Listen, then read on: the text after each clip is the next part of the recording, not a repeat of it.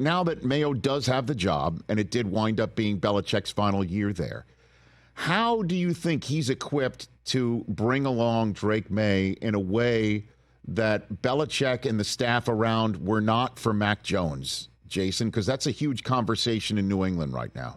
What do you think? I think the key is going to be consistency. And I actually was just at their training camp this week and on Saturday.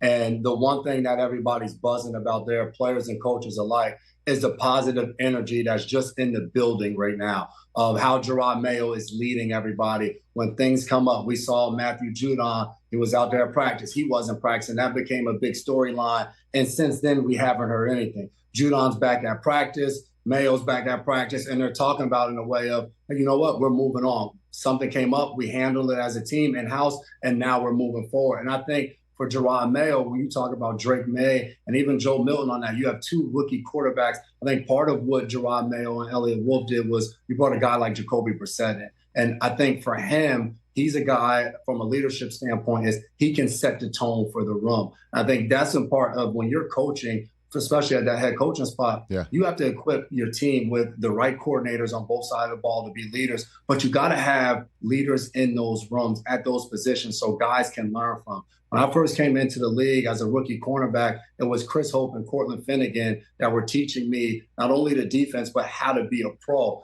I think for Drake Maye, you're going to get a guy like Jacoby Brissett that's been in so many different scenarios that's going to help you learn how to be a pro. And that's what he's doing. He's following Jacoby and doing all the things that Jacoby's doing. When he's watching film, when he's getting in the tubs, those types of things to be able to pick his brain and learn from him. And the other part is putting that coordinator, Alex Van Pelt, a guy that was in Cleveland with Jacoby Brissett, was there last year when they went through quarterback after quarterback after quarterback before Joe Flacco got there. And he's a guy who's coached quarterbacks in this league for so long and has had a lot of success. When you have somebody like that in his ear, he can continue to get better because you mentioned Mac Jones. Mac Jones' rookie year, he's doing the gritty in the Pro Bowl. Yeah, no. And now he was great. Yeah, exactly. And Josh McDaniels is gone, and next thing you know, everything falls to the wayside. Yeah.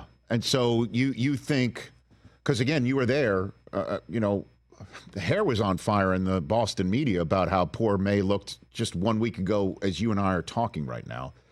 And there's no questions, you think, about the way that Mayo and everybody can bring it along. And I appreciate you bringing up Joe Milton, but if Milton plays over Maye, there's a major problem. You know what I mean? So yeah, and I don't see that happening. I think the thing is, too, when Joe Milton's in there and you're watching practice, Joe Milton's going with the threes, Drake Maye's going with the twos. Practices are scripted in a certain way. Sure. So I think sometimes when we watch training camp and we see a guy throw an interception, well, he could be coached right now to say, you know what, hey, we want you to take those chances in those moments to see how far you can push it as we're getting ready for these games. I think Jerod Mayo has said it all along. Like, they brought Jacoby in because he's a guy that they feel like can play right now. So, of course, when Drake Maye is your third overall pick, when he gets there, we all want to see him in the game and we want to see success right away. But it's in his best benefit where if he's not ready to play right now, you just need to see steady improvement and him picking up the system and getting it. But that's why a guy like Jacoby's there. So I wouldn't read too much into,